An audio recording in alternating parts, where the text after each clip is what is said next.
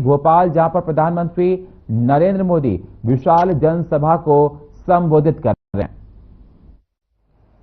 कहते हैं वे हमेशा शिवलिंग अपने साथ लेकर चलती थी। उस चुनौतीपूर्ण कालखंड में एक राज्य का नेतृत्व कांटों से भरा ताज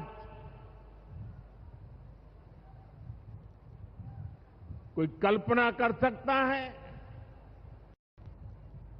कांटों से भरा ताज पहनने जैसा वो काम, लेकिन लोकमाता अहिल्याबाई ने अपने राज्य की समृद्धि को नई दिशा दी। उन्होंने गरीब से गरीब को समर्थ बनाने के लिए काम किया। देवी अहिल्याबाई भारत की विरासत की बहुत बड़ी संरक्षक थी। जब देश की संस्कृति पर, हमारे मंदिरों, हमारे तीर्थ स्थलों पर हमले हो रहे थे, तब लोक माता ने उन्हें संरक्षित करने का बीड़ा उठाया। उन्होंने काशी विश्वनाथ सहित पूरे देश में हमारे अनेकों मंदिरों का, हमारे तीर्थों का पुनर्निर्माण किया।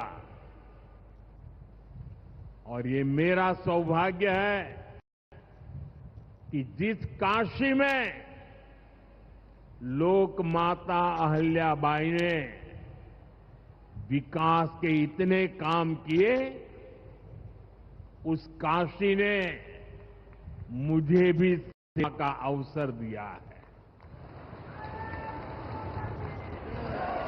आज अगर आप काशी विश्वनाथ महादेव के करने जाएंगे तो वहां आपको देवी अहिल्याबाई की मूर्ति भी वहां पर मिलेगी। साथियों, माता अहिल्याबाई ने गवर्नेंस का ऐसा उत्तम मॉडल अपनाया जिसमें गरीबों और वंचितों को सबसे ज्यादा प्राथमिकता दी गई। रोजगार के लिए, उद्यम बढ़ाने के लिए उन्होंने अनेक योजनाओं को शुरू किया। उन्होंने कृषि और वन उपज आधारित कुटीर उद्योग और हस्तकला को प्रोत्साहित किया। खेती को बढ़ावा देने के लिए छोटी छोटी नहरों की जाल बिछाई, उसे विकसित किया। उस जमाने में आप सोचिए, 300 साल पहले जल संरक्षण को बढ़ावा देने के लिए उन्होंने कितने ही तालाब बनवाए। और आज तो हम लोग भी लगातार कह रहे हैं, कैच द रेन, बारिश के एक एक बूंद के पानी को बचाओ। देवी अहिल्या जी ने 250-300 साल पहले हमें एक काम बताया।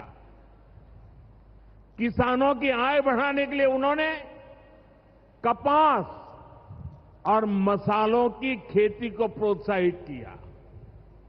आज 250-300 साल के बाद भी हमें बार बार किसानों को कहना पड़ता है कि क्रॉप डाइवर्सिफिकेशन बहुत जरूरी है।